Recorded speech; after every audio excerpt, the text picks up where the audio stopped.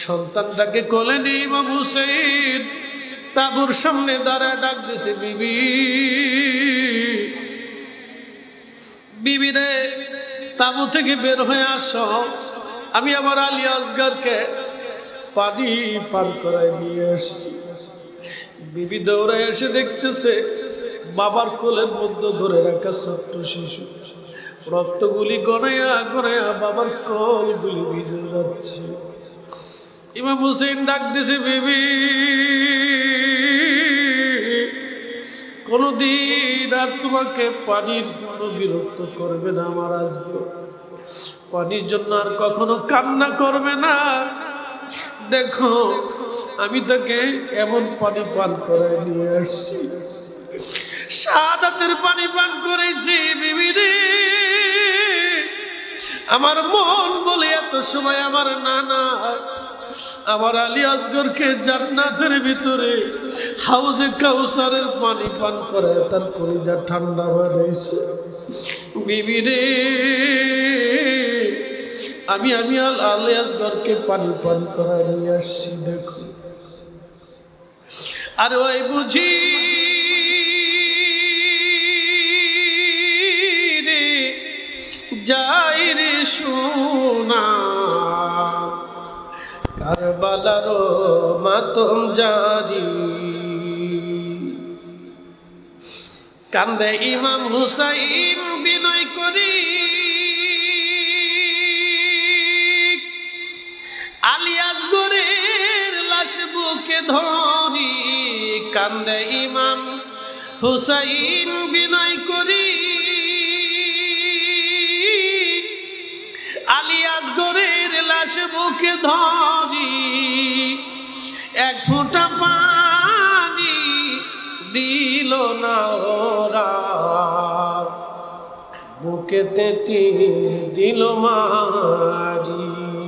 এখন রাত 12টা প্রায় বেজে যাচ্ছে, আপনি ওই স্থানে একটু দাঁড়ান, কারবালার ময়দানে একটু দাঁড়ান, 1400 বছর আগে আপনি একটু ফিরে যান, তাহলে বুঝবেন আহলে বাইতে রাসূলদের জন্য এই রাতটা কত কঠিন ছিল। চট্টগ্রামবাসী মনোযোগের সাথে শুনে যান, হযরত ইমাম হুসাইন রাদিয়াল্লাহু তাআলা আনহু শহীদ হয়ে যাবেন, হযরত আলী আসগর রাদিয়াল্লাহু তাআলা আনহু শুধুমাত্র বেঁচে আছেন। প্রিয় সন্তানটাকে কোলে করে স্ত্রী শাহরবানু, যিনি পারস্য সাম্রাজ্যের নাতি ছিলেন, বর্তমান ইরান, এই ইরানকে একটা সাম্রাজ্য ছিল, ইরানকে কেন্দ্র করে পার্সিয়ান সাম্রাজ্য, পৃথিবীর এক শক্তিশালী সাম্রাজ্য ছিল পার্সিয়ান। এই সাম্রাজ্য মুসলমানদের করতলগত হলো। পার্সিয়ান সাম্রাজ্যের রাজা এবং সন্তান স্ত্রী কন্যাদেরকে ধরে নিয়ে আসা হলো। হযরত আলী কাররামাল্লাহু ওয়াজহু বললেন, পার্সিয়ান সাম্রাজ্যের নাতি আছে শাহরবানু, তিনি এক সম্ভ্রান্ত পরিবারের সন্তান, আমি চাই তার সম্মান যাতে খাটো না হোক, আমার হুসাইনের সঙ্গে আমি তার বিবাহ দিতে চাই। হযরত ইমাম হুসাইন রাজি হয়ে গেলেন। শাহরবানু কৃতজ্ঞ হলেন হযরত আলী রাদিয়াল্লাহু আনহুর কাছে। তিনি সারা জীবন কৃতজ্ঞতা প্রকাশ করে বলতেন, তিনি আমাকে সম্মান দিয়েছিলেন, তার সুযোগ্য সন্তানের সাথে তিনি আমার বিবাহ দিয়েছিলেন। এই জন্য পার্সিয়ানরা রাসূল পরিবারের, নবী পরিবারের আত্মীয়, তারা খুব মনোযোগ দিয়ে কথাগুলি শুনবেন। হযরত শাহরবানুর একটা সন্তান জন্ম নিয়েছিল, 6 মাসের ছোট্ট বাচ্চা আলী আসগরকে কোলে করে হযরত শাহরবানু ইমাম হুসাইন রাদিয়াল্লাহু আনহুর কাছে আসলেন। স্বামীরে, ইয়াজিদের সৈন্যদের দৃষ্টিতে আপনি অপরাধী হতে পারেন, কিন্তু আমার মন বলে আমার সন্তানটাকে দেখলে তাদের মায়া লাগবে। আমার এই ছোট্ট ছেলেটি কোনো অপরাধ করে নাই, স্বামী আপনি যদি তাকে কোলে করে নিয়ে যান, কারবালার ময়দানে নিয়ে যান, তাদের কাছ থেকে আমার বাচ্চাটাকে দেখায় পানির আর্তনাদ করেন, পানির আবদার করেন, আমার মন বলে আমার বাচ্চার দিকে দেখলে তাদের মায়া লাগবে। স্বামী রে, আমি মা হয়ে আজকে 3 দিন তারে পানি পান করাইতে পারতেছি, আমি মার কলিজা পর্যন্ত শুকাইছে, আমার জিহ্বা পর্যন্ত শুকায় গেছে। স্বামী রে, আমি একটা মা, আমার বাচ্চাটাকে আমি পানি পান করাইতে পারতেছি। হযরত ইমাম হুসাইন আশারিক সন্তানটাকে কোলে করে নিয়ে 22,000 ইয়াজিদের সৈন্যের সামনে দাঁড়ায় গেলেন। শুনছো ইয়াজিদের সৈন্যরা, তোমাদের দৃষ্টিতে আমি অপরাধী হতে পারি, তোমাদের শত্রু হতে পারি, কিন্তু শোনো গো, আমার ছোট্ট কলিজার টুকরা বাচ্চাটা তো অপরাধ করে নাই, ও তো কারো বিরুদ্ধে অস্ত্র ধরে নাই, অন্যায়ভাবে কাউকে থাপড় মারে নাই, কাউকে কোনোদিন গালিও দেয় নাই। আমার ছোট্ট বাচ্চাটা আজকে 3 দিন তৃষ্ণার্থে, পানির অভাবে কলিজা পর্যন্ত শুকাইছে। ইয়াজিদিরা, তোমরা আমার সন্তানটাকে একটু পানি পান করাও, আমার সন্তানটার জন্য পানি পাঠাও। যদি মনে করো তোমাদের পানিগুলি নিয়ে আমি নিজে পান করব, ও ইয়াজিদের সৈন্যরা, আমি আমার বাচ্চাটাকে তুলে ধরলাম, তোমরা কেউ এসে আমার বাচ্চাটাকে নিয়ে একটু পানি পান করায় দাও, কলিজা ঠান্ডা করায় দাও। বেঈমানের দলেরা বলে মায়া লাগে নাই। সেই দিন আহলে বাইত রাসূলের জন্য তাদের মায়া লাগে নাই। মায়া মায়া মায়া। আল্লাহর নবী বলে, লা ইউমিন, ঈমানদার হবে না, ঈমানের স্বাদ তুমি পাবা না। লা ইউমিন, ঈমানের লজ্জত তোমার কলিজায় আসবে না। লা ইউমিন, লা ইউমিন, ঈমানের স্বাদ, ঈমানের লজ্জত, ঈমানের লজ্জত, ঈমানের স্বাদ তোমার অন্তরে আসবে না।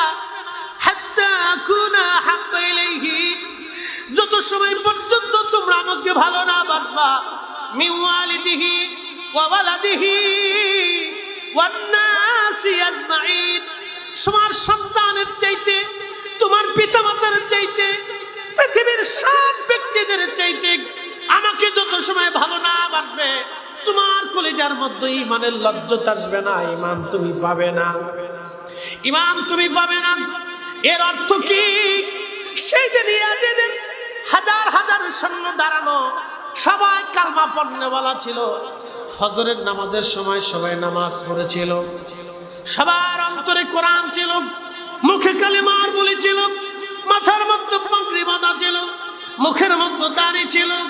সিজদার চিহ্ন থাকলেও হবে কি, কলিজার ভিতরে ইশকে রাসূল সেই দিন তাদের মধ্যে ছিল না।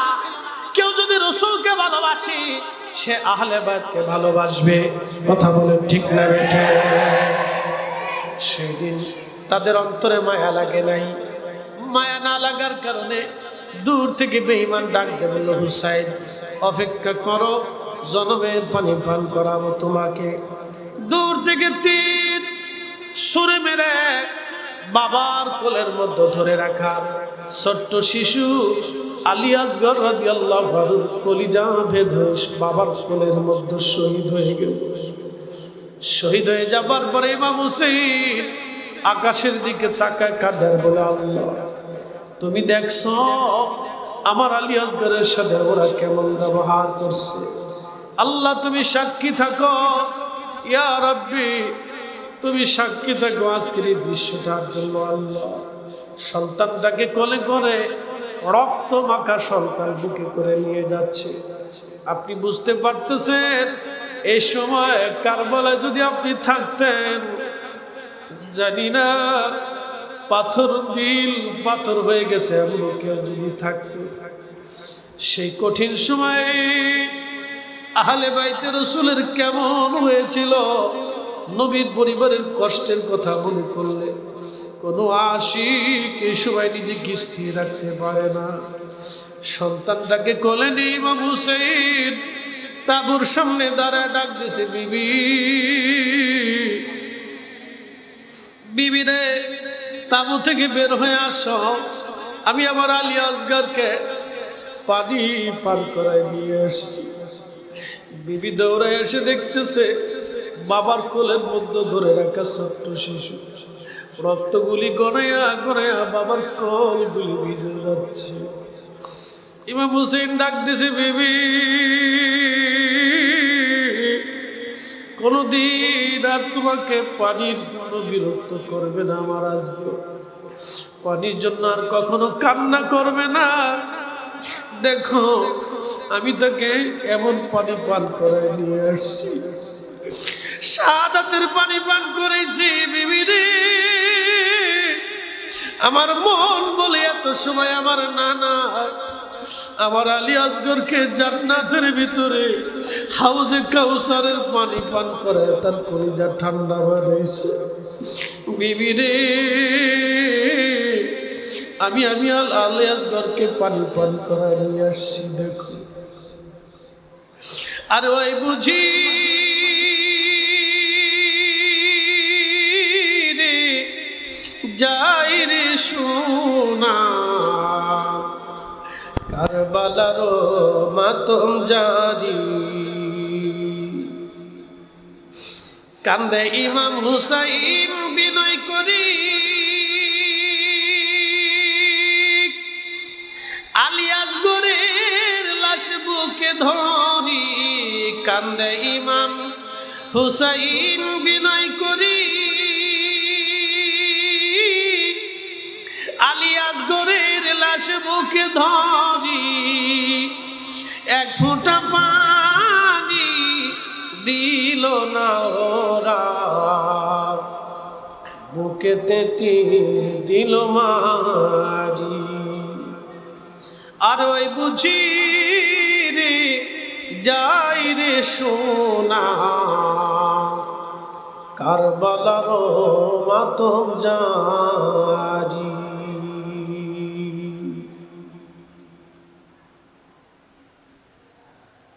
হযরত আলী আকবর শহীদ, ইমাম কাসেম শহীদ, আব্বাস আলামদার শহীদ, সবাই যখন শহীদ হয়ে গেছে শহীদানদের কাতারে হযরত ইমাম আলী আসগরকে শুয়ে রাখা হলো। ইমাম জয়নুল আবেদিন বললেন, দুনিয়ার মানুষে নবী পরিবারে একমাত্র বেঁচে যাওয়া সন্তান আমি ছিলাম, আমি ছাড়া রসুল পরিবারে কেউ বেঁচে ছিল না। আমার আব্বা জান আমাদের কাছে আসলেন, আমি অসুস্থ, বিছানা থেকে উঠতে পারতেছিলাম না, শুয়ে আছি। আব্বা জান আমার কাছে আসলেন, আমাকে আদর করলেন, চুমা খাইলেন। আমি উঠে বললাম, আব্বা জান গো, আমার চোখের সামনে আমার বড় ভাই আলী আকবর শহীদ হয়ে আছে, আমার বড় ভাই ইমাম কাসেম শহীদ, আমার ভাই আমার চাচা আব্বাস আলামদার শহীদ, আমার ফুফুতো ভাইরা শহীদ, আমার আত্মীয় স্বজনরা শহীদ হয়ে আছে। পানি বিহনে আমার কলিজার টুকরা ছোট্ট ভাই আলী আসগরকেও তারা শহীদ করে দিয়েছে। আমাকে একটু অনুমতি দেন, আমি অসুস্থ শরীর নিয়ে কারবালার ময়দানে আপনার জন্য জীবন কুরবানি করে দিয়ে আসি। আমি চাই আমি যেন শহীদানদের কাতারের মধ্যে ঘুমায়ে পড়ি। হযরত ইমাম হুসাইন বুকের মধ্যে জড়িয়ে ধরে সন্তানকে আদর করলেন, চুমা লাগাইলেন, ডাক দিয়ে বললেন, না জয়নুল আবেদিন, নানার উম্মতের জন্য তোমাকে রেখে যাচ্ছি। জয়নুল আবেদিন, মার খেদমত করো, পরিবারের দেখাশোনা করো। ইমাম হুসাইন সবুজ পাগড়ি মাথায় বাঁধলেন, জুলফিকার তলোয়ার খানা হাতে নিলেন। সৈয়দুস শুহাদা আমির হামজা রাদিয়াল্লাহু আনহু পবিত্র সেই বর্ণখানা লোহার পোশাক গায়ে লাগাইলেন। ছোট্ট বোন জয়নব রাদিয়াল্লাহু আনহাকে কাছে ডেকে বলেন, বোন আমার পরেই তো তুমি এই ফ্যামিলির মধ্যে সবার বড়। আমি জানি আমি শহীদ হয়ে যাব কিছু সময় পরে। বোন আমার, আমি কয়েকটা ওসিয়ত তোমাকে করে যাব, মেনে চলবে বোন। এক নম্বর ওসিয়ত, কলিজার টুকরো আমার সন্তান জয়নুল আবেদিনকে রেখে গেলাম নানার উম্মতের জন্য। জয়নব রে, সন্তানের মতো ওর আদর করবি, কখনো যেন আমার জয়নুলের দুঃখ না লাগে।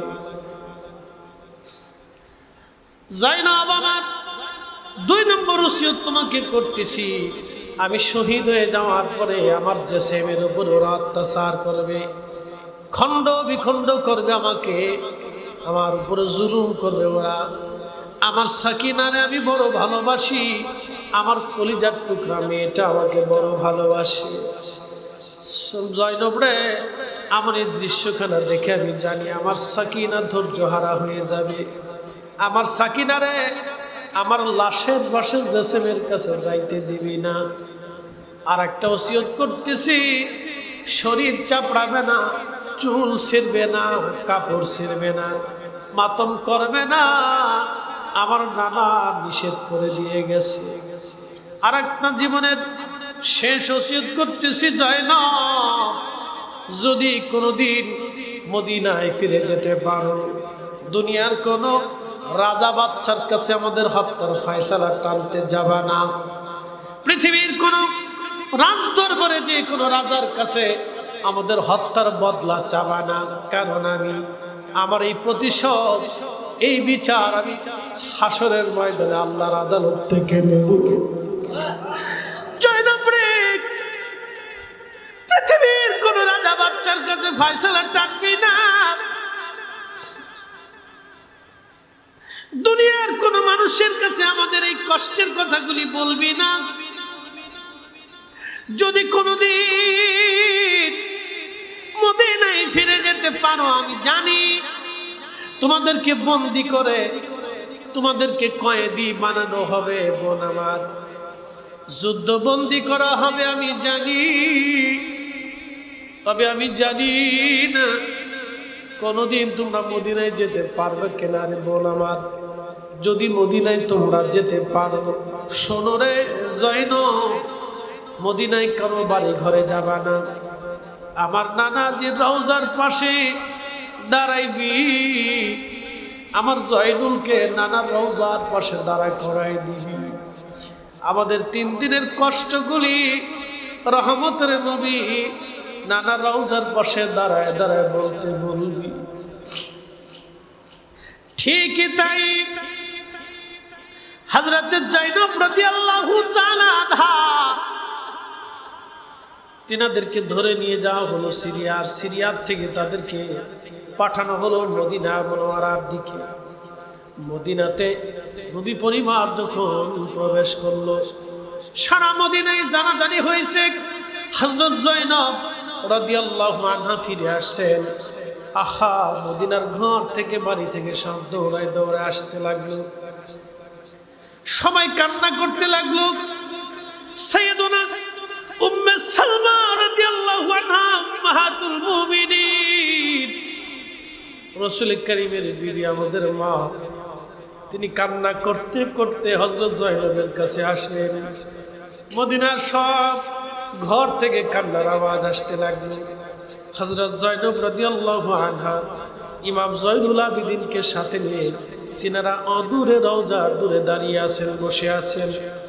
হযরত ইমাম জয়নুল আবিদিন মসজিদে নববীর পাশে প্রিয় নবীজির হুজরা মোবারক রওজা শরীফের পাশে দাঁড়াইলেন। কদমের দিকে দাঁড়ায় সালাম দিলেন।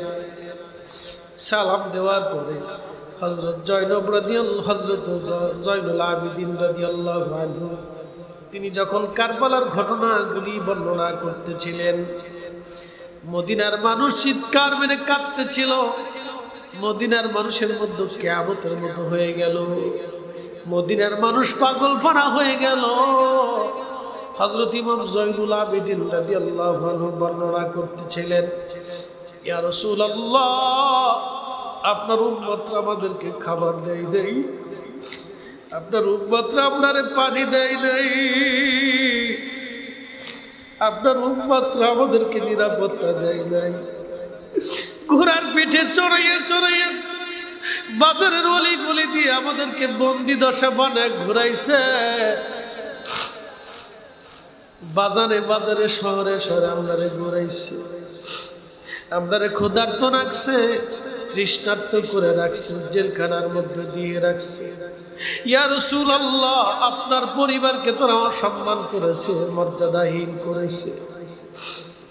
এইভাবে কারবালার ঘটনাগুলি যখন তিনি বলতেছিলেন, সারা মদিনার মানুষগুলি রওজা শরীফের পাশে মসজিদে নববীর মধ্যে দাঁড়ায় দাঁড়ায় তারা কান্না করতেছিল। আহা, সেই দিনের কান্নার আওয়াজ মদিনার আকাশ বাতাস ভারী হয়ে গেল। চট্টগ্রামবাসী কর্ণফুলীবাসী খুব মনোযোগের সাথে শুনলেন। আমি আগেই বলছি 10ই মুহররমের এই রাত থেকে যদি আপনি হৃদয়ের ভিতরে গেঁথে নিয়ে একটু চিন্তার মধ্যে বসে যান, তো বুঝতে পারবেন এই রজনী আহলে বাইতের জন্য কত কঠিন ছিল। হযরত ইমাম হুসাইন জুলফিকার তলোয়ার হাতে নিয়ে বিদায় নিলেন। বিদায় নেওয়ার পরে কারবালার ময়দানে চলে গেলেন। প্রচন্ড যুদ্ধ হওয়ার এক পর্যায়ে 179টি তীর ওনার জিসম মুবারককে ধাঁধরা করে ফেলল। 179টি তীর ওনার শরীরকে ধাঁধরা করলো। 33টা তীর বর্ষার আঘাত, তলোয়ার আঘাত ওনার শরীরটাকে ঝাঁঝরা করে ফেললো। আহা, উনি জমিনের মধ্যে পড়ে গেলেন। সীমার গলার মধ্যে চেপে ধরছে তলোয়ার। আওলাদে রাসূল বললেন, সীমা, আমি জানি তুমি সেই জাহান্নামের কুকুর, কালো ডোরা কাটা কুকুর। আমি জানি সীমার রে, আমি জানি আমার নানা 50 বছর আগে আমাকে বলেছিলেন, হুসাইন, আমি স্বপ্ন দেখছি তোমার রক্তের মধ্যে কালো ডোরা কাটা কুকুর মুখ লাগাইছে। হুসাইন রে, আমি স্বপ্ন দেখছি। নবীদের স্বপ্ন ওহী, নবীদের স্বপ্ন ওহী। নবীরা স্বপ্ন দেখলে সেটা আল্লাহর পক্ষ থেকে ওহী হয়। হযরত ইমাম হুসাইন রাদিয়াল্লাহু আনহু ডাক দিলেন, সীমা, 2 রাকাত নামাজ পড়ব, আমাকে একটু সময় দিবি, 2 রাকাত নামাজ আমি আদায় করতে চাই। আহা, হযরত ইমাম হুসাইন রাদিয়াল্লাহু আনহু 2 রাকাত নামাজ পড়লেন। কর্ণফুলীবাসী হযরত ইমাম হুসাইন শাহাদাতের সময় নামাজ ছাড়েন নাই। শরীর থেকে রক্ত ঝরতেছিল কত স্থান থেকে, তখনও তিনি নামাজ ছাড়েন নাই, নামাজ ছেড়ে দেন নাই, সালাত কায়েম করেছিলেন। তখনও তিনি সালাত নামাজ। জাগো সুন্নি মুসলমান, শোনো সুন্নি মুসলমান, জাগো সুন্নি মুসলমান, শোনো সুন্নি মুসলমান। ময়দানেতে প্রমাণ হবে, ময়দানেতে প্রমাণ হবে, আসেনি ঈমান। সুন্নি মুসলমান, জাগো সুন্নি মুসলমান। আমরা হলাম নবীর সেনা, ভয় করি না বুলেট বোমা। কথা ঠিক কিনা? ইতিহাসে লেখা আছে কারবালার প্রমাণ। সুন্নি মুসলমান, শোনো সুন্নি মুসলমান, সুন্নি মুসলমান, জাগো সুন্নি মুসলমান। ময়দানেতে প্রমাণ হবে, ময়দানেতে প্রমাণ হবে, আসেনি ঈমান তোমার, আসেনি ঈমান। সুন্নি মুসলমান, শোনো সুন্নি মুসলমান। ইমাম জয়নুল আবেদিন রওজা শরীফের পাশে দাঁড়িয়ে দাঁড়িয়ে বলতে লাগলেন, বর্ণনা করতে লাগলেন একের পর এক কারবালায় কি ঘটেছিল সেই দিন। হযরত ইমাম হুসাইন রাদিয়াল্লাহু আনহু দেহ মোবারক থেকে মাথা মোবারক আলাদা করা হলো। আপনি বুঝতে পারতেছেন কত বড় নির্মমতা। মাথা মোবারক করে বর্ষার আগে তারা ঝুলাইয়া সারা কারবালা ভরে আনন্দ মিছিল করতে লাগলো। আনন্দ চললো ইয়াজিদ শিবিরে। আহা, সেই কঠিন দিনে হযরত ইমাম হুসাইন রাদিয়াল্লাহু আনহু বর্ম খুলে নিয়ে যাওয়া হলো। দেহ মোবারক থেকে জুব্বা মোবারক খুলে নিয়ে যাওয়া হলো। জুব্বাবিহীন ওনাকে মাটির মধ্যে, ধুলার মধ্যে শুয়ে রাখা হলো। মস্তকবিহীন দেহ মোবারককে ধুলার মধ্যে শুয়াইয়া ইমাম ইবনে কাসির আল বেদায়া ওয়ান নেহের মধ্যে লেখেন, একটা না, দুইটা না, 70টা ঘোড়া তারা সিরিয়াল করলো। ইমাম জয়নুল আবেদিন কাঁদে আর বলে, ও রহমতের নবী শোনেন, 70টা ঘোড়া তারা সিরিয়াল করে ঘোড়ার উপরে সোয়ারি চড়ে হযরত ইমাম হুসাইনের দেহ মুবারকের উপরে ঘোড়া দাবড়াইতেছিল। ঘোড়ার পায়ের আঘাতে হযরত ইমাম হুসাইন রাদিয়াল্লাহু আনহু দেহ মুবারক থেকে চামড়া গোশতগুলি ছিঁড়ে ছিঁড়ে দলিত মলিত হচ্ছিল। হযরত জয়নব রাদিয়াল্লাহু আনহা সহ্য করতে পারেন নাই। ভাইয়ের এই করুণ দশা দেখে হযরত জয়নব দৌড়াইয়া ভাইয়ের জিসম মুবারকের পাশে দাঁড়াইয়া মদিনার দিকে তাকাইয়া জয়নব রাদিয়াল্লাহু আনহা কাঁদে আর বলে, ইয়া মুহাম্মাদা, ইয়া মুহাম্মাদা, ইয়া রাসূলুল্লাহ, ইয়া মুহাম্মাদা। নানা জানকে ডাকতেছিল, নানা জানকে ডাকতেছিল। হযরত জয়নব রাদিয়াল্লাহু আনহু আপন নানা, নানাকে ডাকতেছে মদিনার দিকে তাকিয়ে বলতেছিল, নানা জান, কারবালার পুবালি বাতাস আপনার হুসাইনের শরীরে ধুলাবালি ছড়ায়। যাদের গায়ে মাছি মশা বসত না, যাদের গায়ে কান্না ক্ষুধা লাগলে রহমতের নবী সহ্য করতে পারতেন না। হযরতে জয়নব কাঁদতেছিলেন মদিনার দিকে তাকাইয়া। ইমাম ইবনে কাসির বলতেছে, ঠিক তখনই হযরত আব্দুল্লাহ ইবনে আব্বাস রাদিয়াল্লাহু আনহুমা রাইসুল মুফাসসিরিন, আল্লাহর নবীজির আপন চাচাতো ভাই, আসরের নামাজ পড়ে কাবা শরীফের সাথে হেলান দিয়ে বসেছিলেন। হঠাৎ করে তিনার তন্দ্রা এসে গেল। হেরেমের সাথে তিনি হেলান দিয়ে ঘুমায় পড়লেন। স্বপ্নের মধ্যে তিনি দেখতেছেন আল্লাহর হাবিবের হাত মুবারকের মধ্যে রক্ত মুবারক দেখা যায়। প্রিয় নবীজির চুল দাড়ি মুবারক এলোমেলো, আল্লাহর হাবিবের জুব্বা মুবারকের মধ্যে ধুলাবালি লাগা। নবীজি দৌড়াচ্ছেন আর কাঁদতেছিলেন। আব্দুল্লাহ ইবনে আব্বাস স্বপ্নে দেখে বললেন, ইয়া নবী আল্লাহি, কখনো তো আপনাকে এমন দেখি নাই, আপনি কাঁদেন কেন গো নবীজি? আপনার চুল দাড়ি মুবারক এলোমেলো কেন নবীজি? জুব্বা মুবারকে ধুলাবালি লাগা কেন নবী গো? জীবনে কখনো আপনার এমন দেখি নাই। ইয়া রাসূলুল্লাহ, আপনি কি জন্য কাঁদেন? আপনার হাতে রক্ত কেন? আল্লাহর নবী ডাক দিয়ে বললেন, হে ইবনে আব্বাস, আমার আব্দুল্লাহ রে খবর দাও মক্কার কাছে,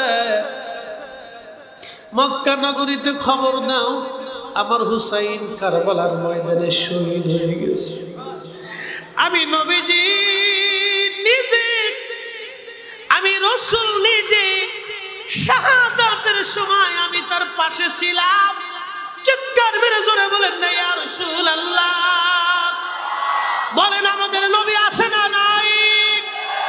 আছে না নাই? এই ঘটনার থেকে আমরা বুঝি রহমতের নবী আশিকের ইন্তেকালের সময়, আমার নবী আশিকের ইন্তেকালের সময়, শহীদের শাহাদাতের সময় আমার নবী রহমতের নবী এসে ওই আশিকের জিন্দেগিকে ধন্য বানায় দিয়ে যায়। এই কথা বলেন ঠিক না বেঠে? ইয়া রাসূলুল্লাহ, ইয়া হাবিবাল্লাহ, ইয়া রাসূলুল্লাহ, আমার মৌত নিদান কালে থাকি নবীজি আমার শিয়রে, আমার মৌত নিদান কালে থাকি নবীজি আমার শিয়রে, করিব চুম্বন কদম ধরিয়া, করিব চুম্বন কদম ধরিয়া। ইয়া রাসূলুল্লাহ, ইয়া হাবিবাল্লাহ, ইয়া রাসূলুল্লাহ, সালাতুন ইয়া রাসূলুল্লাহ,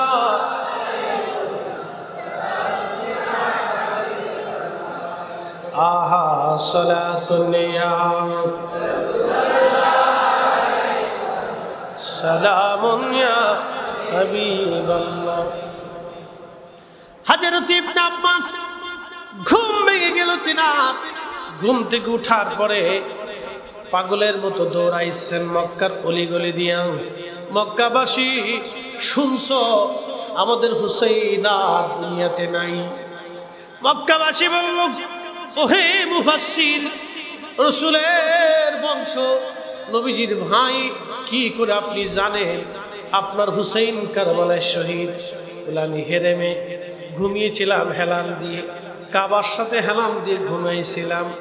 স্বপ্নে আল্লাহর নবীকে দেখলাম, রহমতের নবী, হাত মুবারকের মধ্যে রক্ত, আল্লাহর নবীর পবিত্র জুব্বা মুবারকে ধুলাবালি লাগানো, চুল দাড়ি মুবারক এলোমেলো, কেঁদে কেঁদে নবী দৌড়ায় আসতেছে।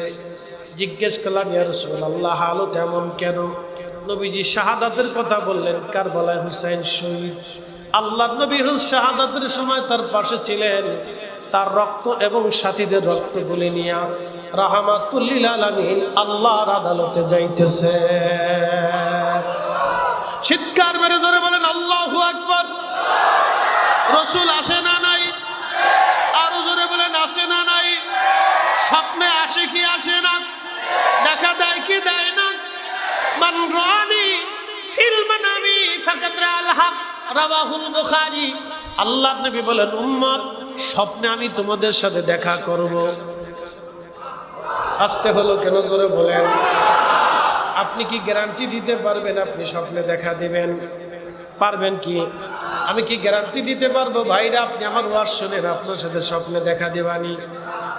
আমি কি কখনো বলতে পারবো ভাই আমার মাহফিল নিতে আইছেন, আপনি মাহফিল আজকে নেওয়া লাগবে না, বাড়ি চলে যান, কালকে রাত্রে স্বপ্নে আপনার সাথে মাহফিলের বিষয় ডিল করব? আমার হবে না, আপনার হবে না। কিন্তু আল্লাহর নবী বললেন, উম্মত, কিয়ামত পর্যন্ত স্বপ্নে তোমাদের সাথে দেখা দেব। একসাথে বলবেন না আল্লাহু আকবার? বলেন না ইয়া রাসূলুল্লাহ? কিয়ামত পর্যন্ত নবীজি উম্মতের সামনে উম্মতের সাথে দেখা দিবেন। আল্লাহর নবী বলেন, উম্মত আর শুনে যাও, স্বপ্নে যদি আসি তাহলে বুঝবো আমি নবী নিজে আসছি। স্বপ্নে যদি আসি তাহলে বুঝবো আমি নবী নিজে আসছি। আমি নবী নিজে আসি, স্বপ্নে আমি নবী আসি, ছবি আসি না। নবী নিজে আসে, ছবি আসে না। একবার জোরে বলা যাবে কি মারহাবা? বলেন, স্বপ্নে নবী দেখার আশা আছে না নাই? না, হাত উঁচু করে বলেন আসে না নাই? তাহলে স্বপ্নে যদি নবী দেখতে চান, সুদ খাওয়া লাগবে, হারাম খাওয়া লাগবে, ঘুষ খাওয়া লাগবে, অন্যের জমি কেনা লাগবে, টাকা মাইরে দেওয়া লাগবে, অন্যের সম্পদ মারা লাগবে।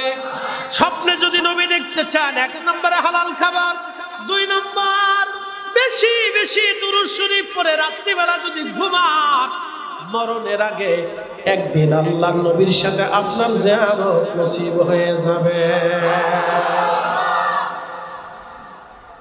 তাহলে নবী আসে না ছবি আসে? জোরে বলেন। যদি নবী এসেই থাকে তাহলে নবী আসে না নাই? আসতে হলো না? জোরে বলেন আসে না নাই? এখন যারা বলে নবী নাই, ওর ঈমান নাই, কথা কর না কেন? যারা বলে নবী নাই, ওর ঈমান নাই, এই জন্য ওরা ইয়াজিদি, আমরা হুসাইনি, কথা কর না কেন? কথা ক্লিয়ার না ভেজাল আছে? পরিষ্কার পরিষ্কার না? আপনি মানলেও মানতে পারেন, না মানলেও মানতে পারেন। বলে হুজুর এইগুলি হলে হবে কি, না হলে হবে কি? তাহলে আপনি যদি বলেন বাপের বেটা যদি হয়ে থাকেন, তাহলে আপনি বলেন ইয়াজিদের সৈন্যদেরকে জান্নাত দিতে পারেন এমন সার্টিফিকেট দিয়ে যান। পৃথিবীর কোন আলেম কোন বাপের বেটা কি আছে কিয়ামত পর্যন্ত জন্ম হয়ে বলবে আমি ইয়াজিদের সৈন্যদেরকে জান্নাতের সার্টিফিকেট দিলাম? পারবে?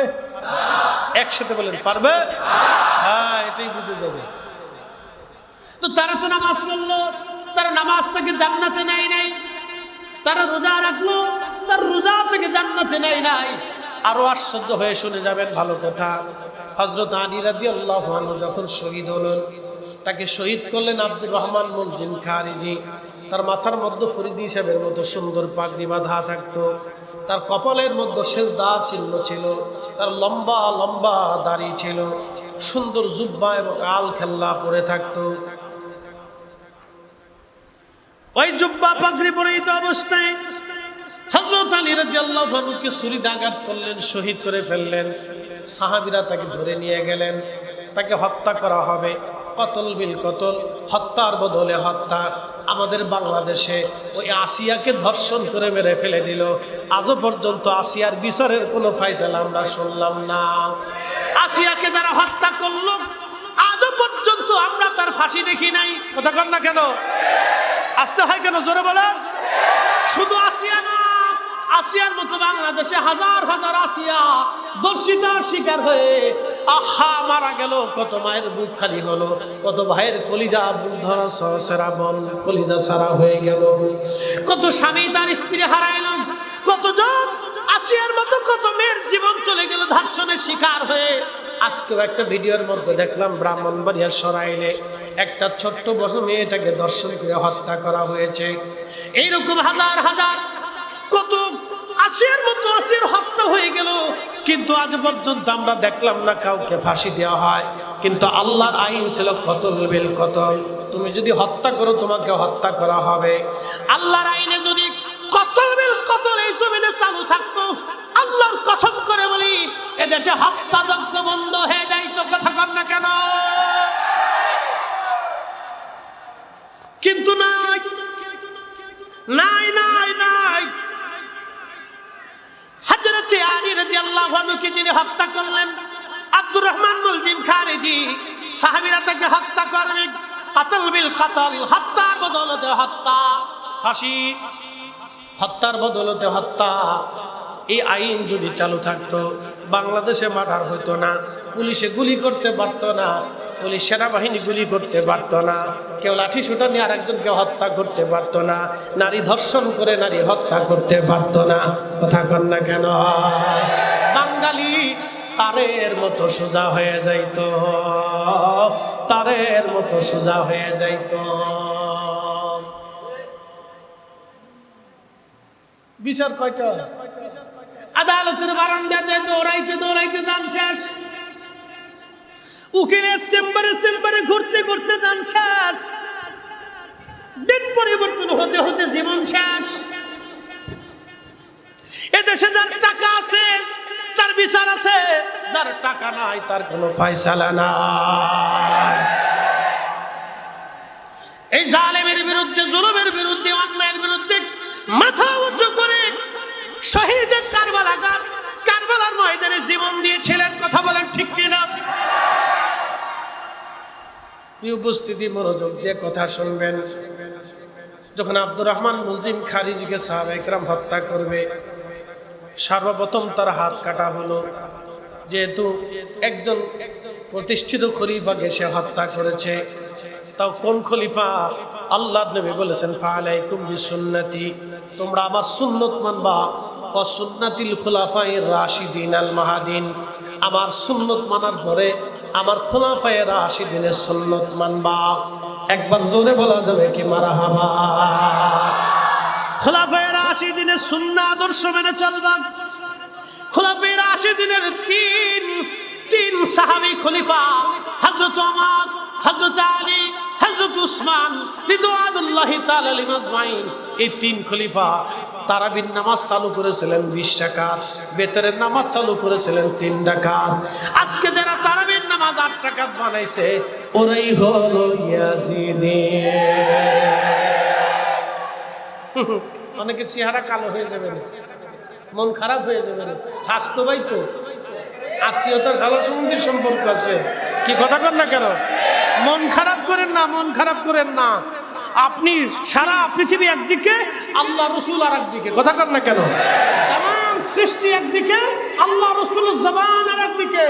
নবী আমাদেরকে খুলাফায়ে রাশিদিন মেনে চলতে বলেছে, আমরা চোখ বুঝে খুলাফায়ে রাশিদিন মেনে চলবো। ঠিক কিনা? প্রিয় উপস্থিতি হাজিরিন, হাত কাটা হলো। তখন আব্দুর রহমান মুলজিম খারিজি জিকির করে আল্লাহ আল্লাহ আল্লাহ আল্লাহ, বুঝছেন? তার পা কাটা হলো, তখনও জিকির করে আল্লাহ আল্লাহ আল্লাহ আল্লাহ, বুঝছেন? যখন চোখ উঠানো হলো তখনও জিকির করে আল্লাহ আল্লাহ আল্লাহ। সাহাবায়ে কেরাম গলা চিপ দিয়ে ধরলেন, জিহ্বা বের হয়ে আসতেছে। জিজ্ঞেস করলেন সাহাবীরা, আরে আমার হাত কেটেছ, পা কেটেছ, চোখ উঠিয়েছ, তারপরে তোমরা আমার জিহ্বা কেন বের করো? বলে তোর জিহ্বা কেটে ফেলবো। বলে কেন কাটবা? তোমরা কি দেখো না আমি আল্লাহ জিকির করি? কি ব্যাপার? বুঝে যান। আব্দুর রহমান মুলজিম খারিজি জাহান্নামের কুকুর, জাহান্নামের জোরে বলেন জাহান্নামের। আব্দুর রহমান মুলজিম খারিজি জাহান্নামের কুকুর, জাহান্নামের কুত্তা, জাহান্নামের কুকুর।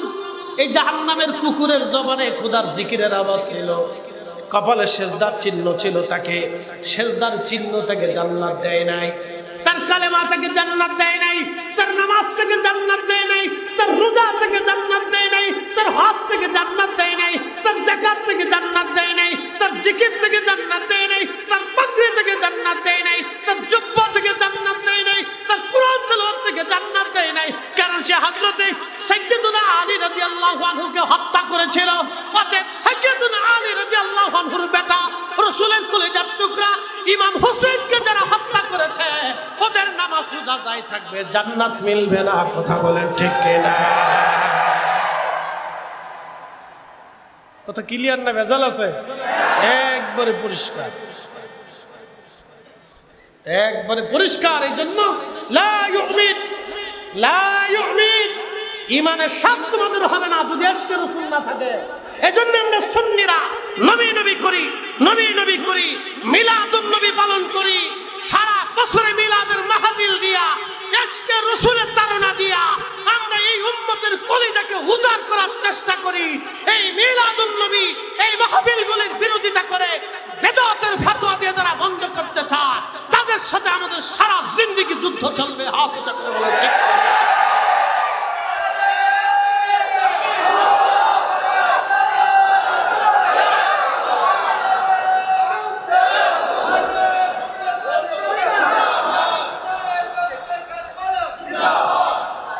কষ্ট হচ্ছে আপনাদের?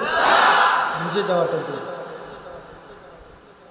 জিকির করতেছে আল্লাহ আল্লাহ আল্লাহ আল্লাহ আল্লাহ। সাহাবায়ে কেরাম গলা চিপ দিয়ে ধরে জিহ্বা চিপ দিয়ে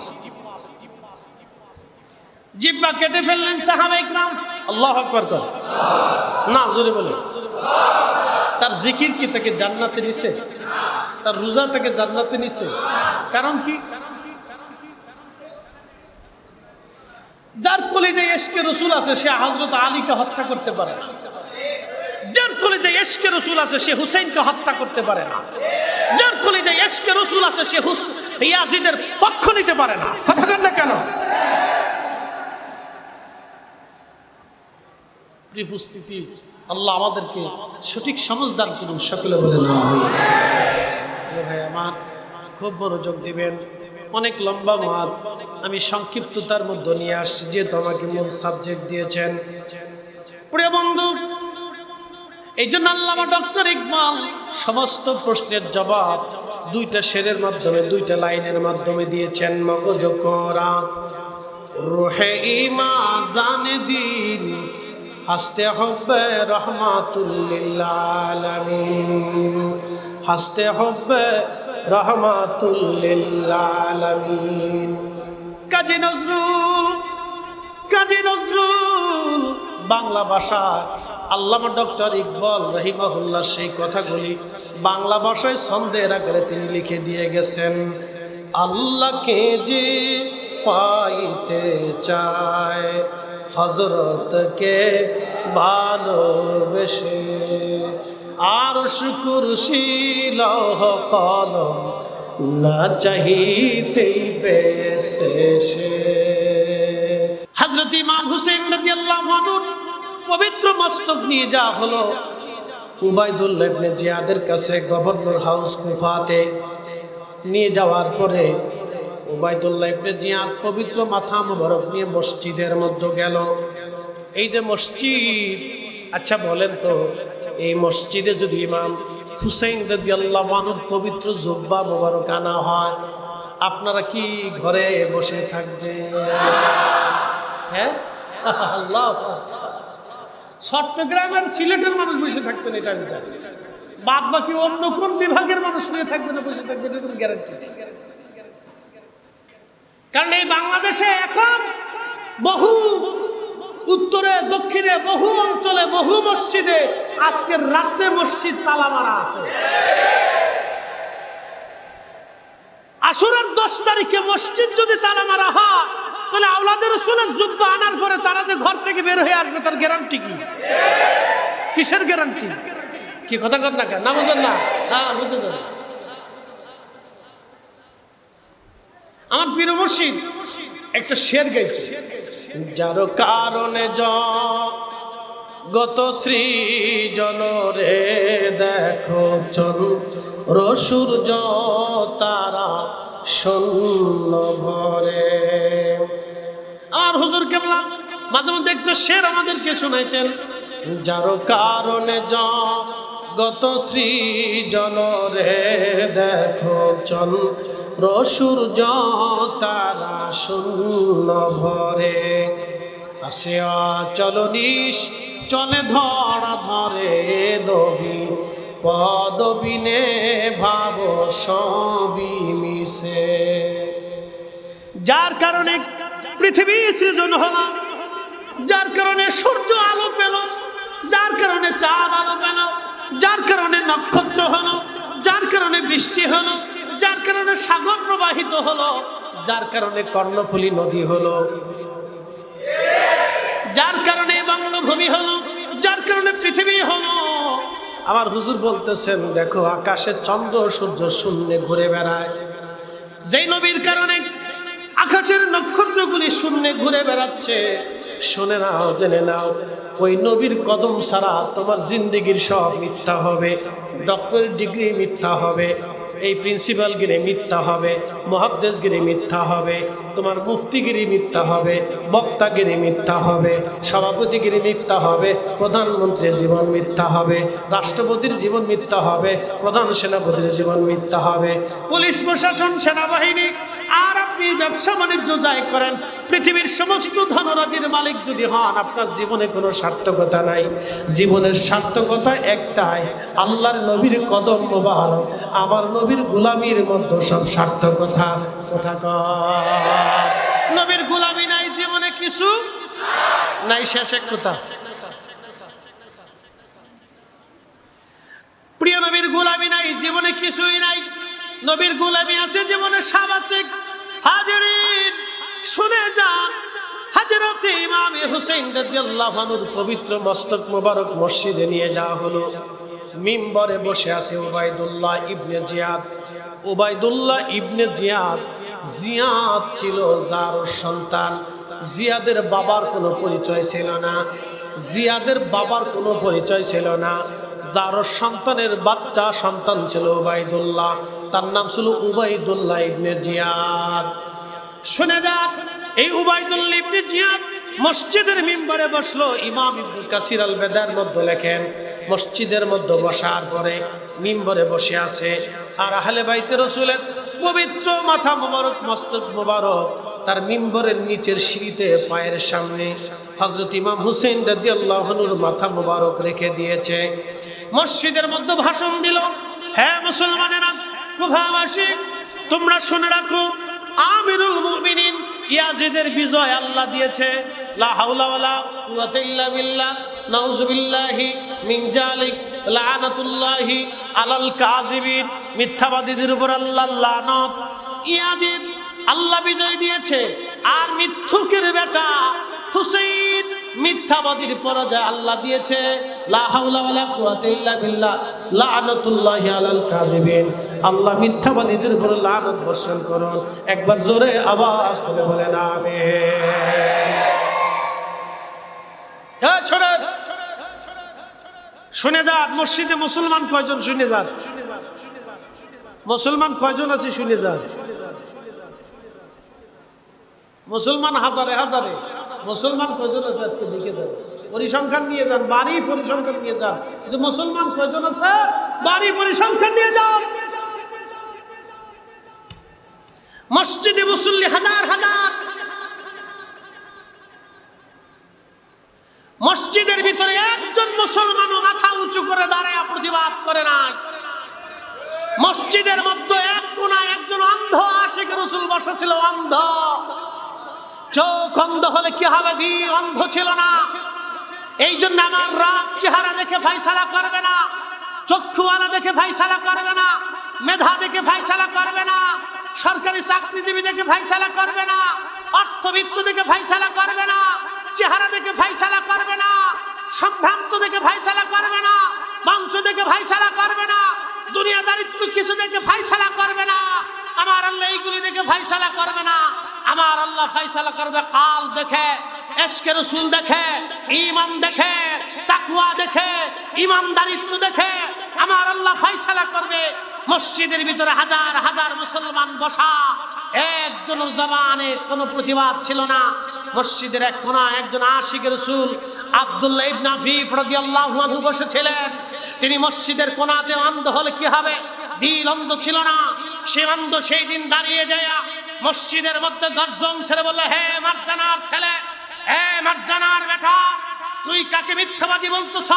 দুশমনকে তুমি আজকে আমিরুল মুমিনিন বানিয়েছ, ইয়াজিদ কাজকে আমিরুল মুমিনিন বলতেছ, আমার হুসাইন কাজকে মিথ্যাবাদী বলতেছ। আমি আব্দুল্লাহর চোখ যদি ভালো থাকতো, আল্লাহর কসম করে বলি এই মসজিদের মধ্যে তোকে হত্যা করতাম, তোকে কতল করতাম, প্রতিশোধ নিতাম। কিন্তু আল্লাহ আমার চোখ দেয় নাই, আমি অন্ধ।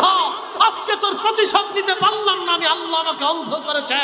শুধু ইশকে রাসূলের কারণে আশিকে রাসূল সেই দিন ইমাম হুসাইনের পক্ষ নেওয়ার কারণে মসজিদ থেকে বের করে এনে তাকে দেওয়া হয়েছিল।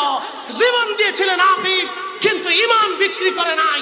ওই মসজিদের মধ্যে নামে মুসলমান হাজার হাজার, কিন্তু কামের মুসলমান ছিল একজন। কথা বলেন ঠিক না? মুসলমান তো মসজিদে হাজার হাজার নামাজ আছে, লগে জুতা চুরি আছে, নামাজ চুরি আছে। বুঝে আপনাকে যেতে, যদি না বুঝেন, সূত্র যদি না বুঝেন, তো কিয়ামত পর্যন্ত খাতা কলম শেষ করবেন, জীবনের কালি শেষ হবে, খাতা শেষ হবে, জিন্দেগি শেষ হবে, তোমাদের অঙ্ক মিলত না। এই জন্য সূত্র আপনাকে বুঝে যেতে হবে।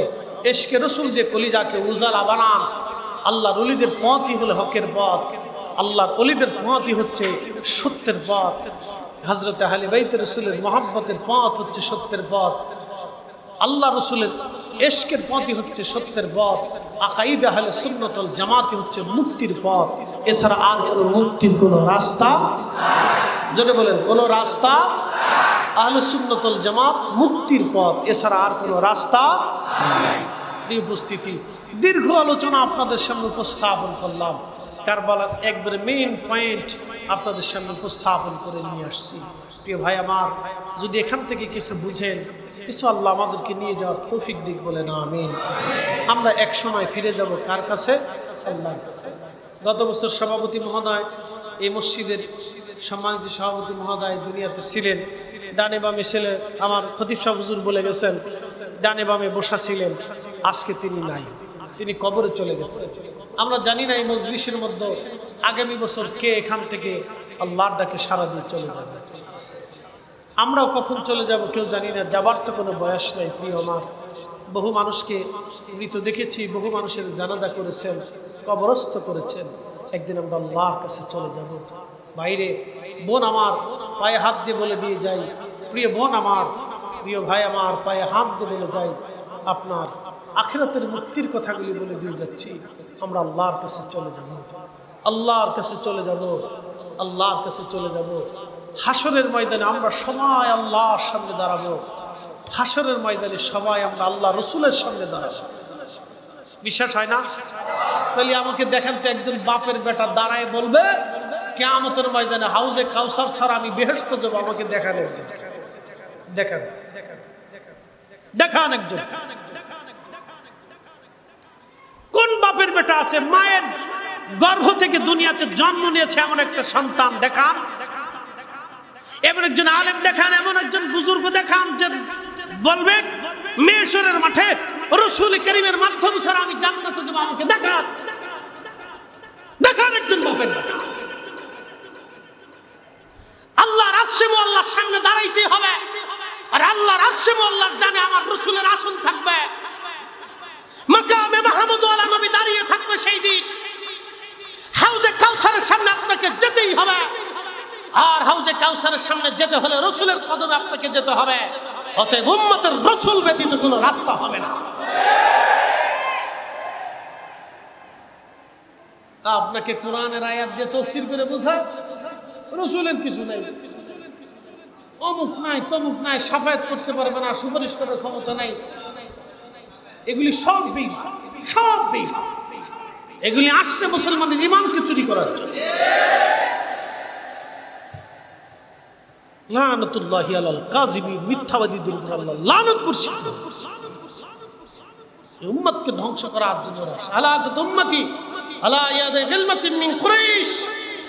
শিয়াজিদের মাধ্যম দিয়ে আমার উম্মত ধ্বংস হবে, আল্লাহ রাসূল বলে গেছেন। প্রিয় ভাই আমার, হকের উপরে দায়েম থাকাটাই আমাদের জরুরি। আমরা আল্লাহর কাছে চলে যাব। অতএব আহলে সুন্নাত ওয়াল জামাতের পথে যেন আল্লাহ আমাদেরকে কবুল করেন। সকলে বলেন আমিন। সালাতুন ইয়া রাসূলুল্লাহ আলাইকুম সালামুন ইয়া আল্লাহ আলাইকুম সালাতুন ইয়া রাসূলুল্লাহ।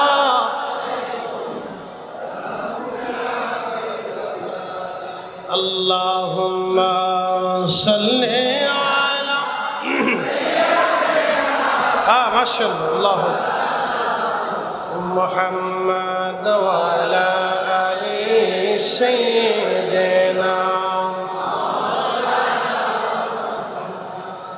তুমি আল্লাহর প্যারা হাবিব, তোমার তুলনা নাই কেউ আর।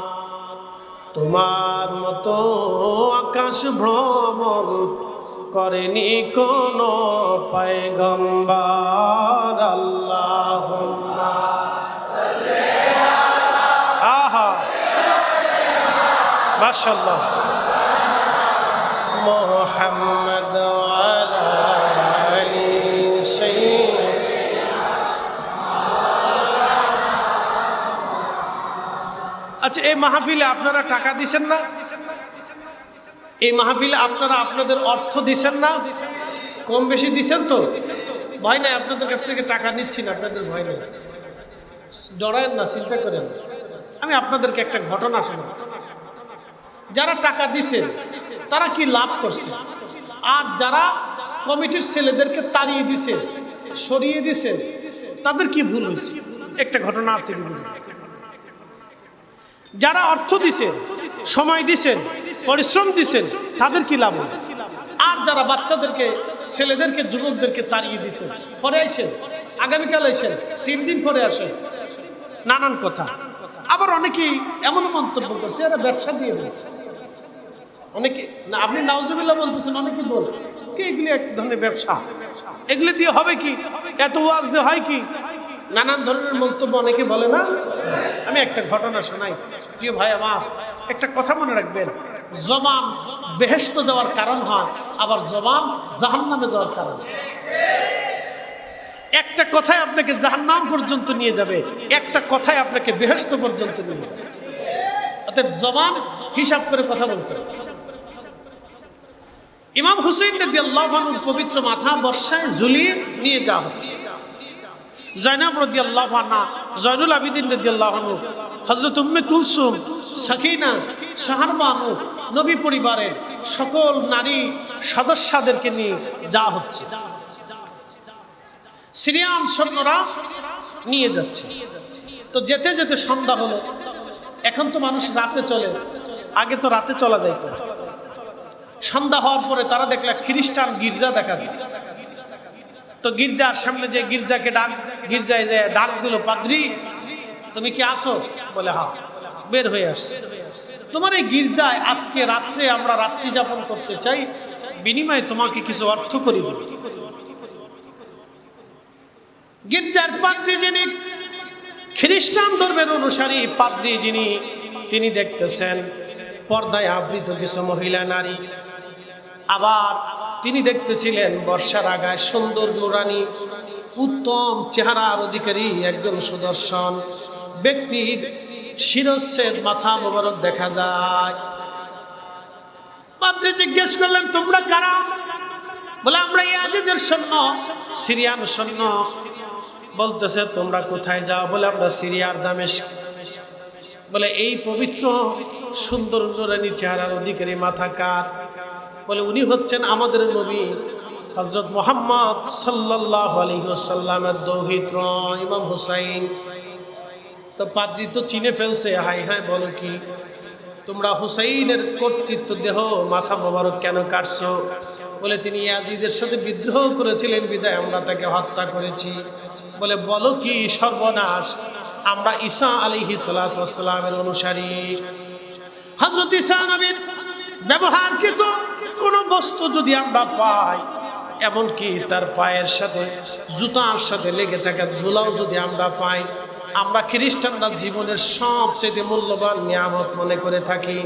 আর তোমরা কিনা তোমাদের নবীর আওলাদের মাথা কেটে বর্ষার আগে বিদাইয়া ঝুলাইয়া তোমরা চলে যাচ্ছ।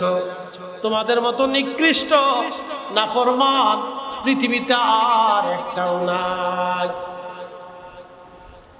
পাদ্রী ডাক দিয়ে বলতেছে, হে সন্তান, তোমাদের কাছে আমি প্রস্তাব দিলাম, ওই পবিত্র মাথা মোবারক বর্ষা থেকে নামায় আমাকে দেবা। একটা রাত আমি এই পবিত্র মাথা মোবারকের খেদমত করব। আর যে নারী সদস্য, এরা কারা? বলে এরা নবী পরিবারের সন্তান, রসুল পরিবারের লোকজন। তারা বলতেছে তাদেরকে, এই সম্মানিতা মেহমানদেরকে একটা রাত আমার এই গির্জায় মেহমানদারি করার সুযোগ আমাকে দেবা। বিনিময়ে আমার গির্জাতে 10,000 স্বর্ণ মুদ্রা আছে। একসাথে বলবেন আল্লাহু আকবার। কত হাজার? বর্তমানে কত হাজার কোটি টাকা হিসাব করে, বাড়ি যে হিসাব করেন, এখানে হিসাব করলে টাইম পাস হয়। 10,000 স্বর্ণ মুদ্রা, এটা সার্টিফিকেট কোথা? আমার এই গির্জায় মানুষের দেওয়া হাদিয়া, তারও কিন্তু হাদিয়া দেয়, টোকন দেয়। 10,000 স্বর্ণ মুদ্রা আমার এই গির্জার ভিতরে আছে, তোমাদেরকে দিয়ে দিব। কিন্তু শর্ত হলো, ইমাম হুসাইনের পবিত্র মাথা মোবারক আজ রাত আমাকে খেদমতের সুযোগ দিবা। আর নবী পরিবারের সদস্য যারা আছে, একটা রাত তাদের মেহমানদারির ব্যবস্থা করতে দেবা। ওরা চিন্তা করলো এটা তো সাধারণ ব্যাপার, দিয়ে দিলাম, যাও। ওরা বুঝে নাই ওরা কি দিয়ে কি কিনে নিচ্ছে। আসলে ওরা তো ছিল স্বার্থান্বেষী, দুনিয়ার অর্থের মোহ ছিল ওদের। ওদের তো ঈমান ছিল না, যদিও তারা নামে মুসলমান ছিল। খ্রিস্টান পাদ্রীর মনে বড় মায়া লাগলো, মহিলা সদস্যদেরকে নিয়ে অভ্যন্তরে দিয়ে দিলেন। মহিলাদেরকে বললেন, এরা রসুল পরিবারের সম্ভ্রান্ত পরিবারের সন্তান, পৃথিবীর শ্রেষ্ঠ পরিবারের সন্তানেরা, সাবধান, এদের মেহমানদারিতে যেন কোনো ত্রুটি না হয়। ভিতরে দিয়ে দিলেন। হযরত জয়নবকে অনুনয়ের সাথে বললেন, দেখেন আপনি রসুল পরিবারের কন্যা, খেদমত করার মতো আমার তেমন কিছু নাই, আমি একজন খ্রিস্টান সন্তান, যা আছে দয়া করে আপনি আমাকে কবুল করবেন, আমার মেহমানদারির জন্য আপনি সন্তুষ্ট থাকবেন, আপনি আমার উপরে বেজার হবেন না, সামান্য পরিমাণ মেহমানদারি আপনাকে আজ রাতে বেলা করব আমরা। খ্রিস্টান পাদ্রী হযরত ইমাম হুসেইন রাদিয়াল্লাহু আনহুর পবিত্র মস্তক মোবারক নিয়ে চলে গেলেন তার রুমে। স্বর্ণের বাসনের মধ্যে মস্তক মোবারক বসাইলেন। পরিষ্কার স্বচ্ছ পানি এনে পানি দিয়ে তার মাথা মোবারকের রক্ত, ধুলা বালি যা লাগানো ছিল এগুলি ধুয়ে ধুয়ে পরিষ্কার করতে লাগলেন। পরিষ্কার করতে করতে ইশকে রাসূলের তাড়না হৃদয়ের মধ্যে লেগে গেল, কলিজা ফেটে তার কান্না এসে গেল। কেঁদে কেঁদে বলতেছিলেন, হায় হুসাইন, হে হুসাইন, আপনাকে ওরা কি করে হত্যা করলো, কেমনে সম্ভব হলো? আপনার মতো এমন সুন্দর নুরানি চেহারার একজন মানুষকে হত্যা করা, আপনার মতো রসুল বংশের সন্তানকে হত্যা করা কি করে ওদের জন্য সম্ভব হলো? কাঁদতেছিলেন। ঠিক করে লক্ষ্য করলেন হযরত ইমাম হুসাইন রাদিয়াল্লাহু আনহুর চেহারা মোবারক থেকে একেবারে আসমান বরাবর একটা নূর মোবারক এসে নূরে নূরান্বিত হয়ে গেল, নূরে নূরান্বিত হয়ে গেল, পুরা অংশটা নূরে নূরান্বিত। ঠিক তখনই পাদ্রীর জবান থেকে বের হয়ে আসলো, লা ইলাহা ইল্লাল্লাহ মুহাম্মাদুর রাসূলুল্লাহ সাল্লাল্লাহু আলাইহি ওয়াসাল্লাম। মাতা পিতা যাহাদের অন্ধকার কবরে, মাতা পিতা যাহাদের অন্ধকার কবরে, দেখি নবীজি নজরে তরায়া লইয়ের মাজারে বলেন তরায়া লইয়ের হাসর মাজারে ইয়া রাসূলুল্লাহ ইয়া রাসূলুল্লাহ। একদলের ঈমান শেষ হলো, আর একজন রাসূল পরিবারকে মহব্বত করে ঈমান পেয়ে গেল। কথা ঠিক কি না? একদল জাহান্নামে চলে গেল, আর একজন খ্রিস্টান রাসূল পরিবারকে ভালোবাসার জন্য ঈমানওয়ালা হইয়া ঈমানের দৌলত নিয়া ইশকে রাসূলের দৌলত নিয়া সে হাসতে হাসতে খোদার জান্নাতে চলে গেল। সালাতুন ইয়া রাসূলুল্লাহ আলাইকুম সালামুন ইয়া হাবিবাল্লাহ আলাইকুম সালাতুন ইয়া রাসূলুল্লাহ আলাইকুম সালামুন ইয়া হাবিবাল্লাহ। ওয়াদের সারমর্ম একটাই, ইশকে রাসূল যেখানে আমরা আছি, আহলে সুন্নাত ওয়াল জামাত যেখানে আমরা আছি। অতএব কথা আমি না বাড়াই, রাত 1টা বাজে, শহাদায়ে কারবালার মুহাব্বতকে আল্লাহ আমরা কবুল করুক বলে আমিন।